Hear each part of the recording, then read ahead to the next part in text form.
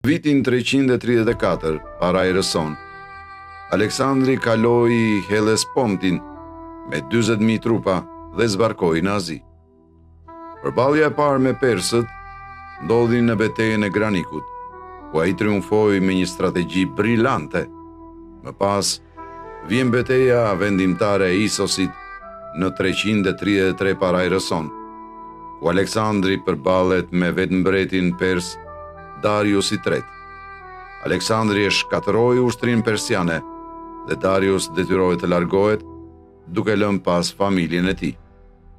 Në vetëm pak vite, Aleksandri marshoi drejt Azis, duke pushtuar kështu Persin, Egjiptin dhe deri në Indinë e Largët. Ai kurrë nuk humbi asnjë betejë. Përveç se ishte një gjeni ushtarak, legjendat thonë se ai kishte me vete edhe fatin e perëndive. Kur arriti të pushtonte Persin, ai u quajt mbreti i mbretërve.